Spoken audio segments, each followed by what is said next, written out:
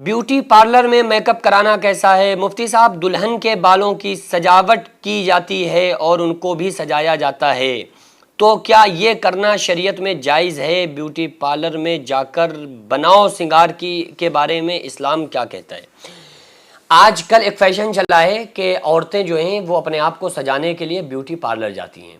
बाज़ जो दुल्हन वगैरह बनाई जाती है ना, उनको खुसूसी तौर पे स्पेशल ब्यूटी पार्लर ले जाया जाता है या उन लड़कियों को, मर्दों को बुलाकर उनका बनाव सिंगार किया जाता है। तो इस्लाम इस बारे में क्या कहता है?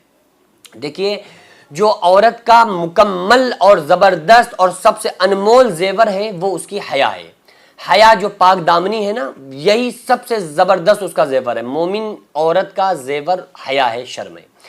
तो ब्यूटी पार्लर के अंदर जाना और वहां जानकर मेकअप बनाओ सिंगार करना, इसके पीछे पहले तो कंडीशन देखी जाएगी, वजह देखी जाएगी कि ऐसा क्यों किया जा रहा है।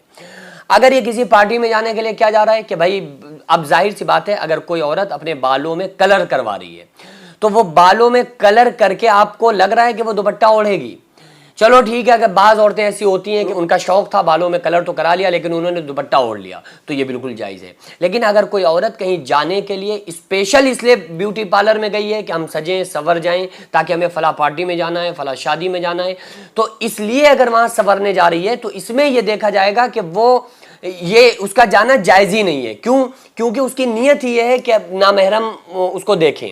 हाँ, अगर मुकम्मल औरत पर्दे के साथ जा रही है कि वो वहाँ से आएगी, वो अपने लिए कर रही है, या महरम के सामने बस आएगी, जो भी उसने बनाव सिंगार किया है उस बनाव सिंगार के साथ अपने शौहर के सामने आएगी या अपने घर वालों के सामने, महरम के सामने आएगी, बाकी नामहरम उसको नहीं देखेंगे, तो फिर यहाँ पर यह कंडीशन देखी जाएगी कि अगर जो सजाने और संवारने वाली, मेकअप करने वाली अगर लड़कियां लेडीज हैं तो जायज़ है। लेकिन अगर बाज ब्यूटी पार्लर में लड़के सवार रहे होते हैं, अगर लड़के सवार रहे हैं तो जायज़ नहीं है, हराम है, बिल्कुल हराम है। और बाज एब्रो वगैरह बनवाते हैं ना, तो एब्रोज का बनवाना ये जायज़ नहीं है, जो भवें करवाई जाती हैं। अल्लाह ताला फरमा रहा है, लक़द ख़लक़नल इंसान फ़ी अहसनि तक़वीम, हमने इंसान को खूबसूरत बनाया। फिर आप उसमें बनाओ सिंगार ऊपर नीचे बिल्कुल मत कीजिए, जो अल्लाह ने बनाया ना बस वही एकदम एग्जैक्ट है, बिल्कुल परफेक्ट है। तो ये आईब्रोज का बनवाना, भवों का बनवाना, ये जायज़ नहीं है। औरतों को इससे बहुत ज़्यादा बचना चाहिए। औरतों के अंदर ये बहुत ज़्यादा तेज़ी से गुनाह वायरल हो रहा है, फैल रहा है कि वो आईब्रोज बनवाती हैं, तो ये जायज़ नहीं है।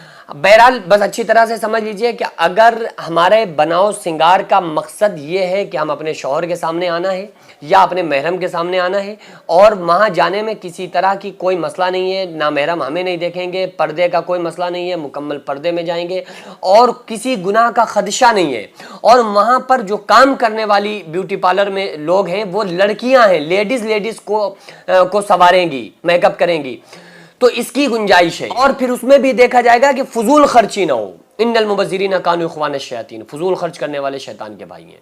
उसमें भी हो कि ऐसा ना हो कि जो मेहंदी आप अपने घर पे लगा सकती हो वो 10 रुपए की है, वो वहां जाके 100 रुपए की हो जाए, तो जाहिर है ना कि उसकी मेहनत तो 20 रुपए रख लो, बाकी तो आपका एक्स्ट्रा जा रहा है ना। तो इस फजूल खर्ची का भी अगर इम्कान है तो फिर इस चीज़ से बचना चाहिए।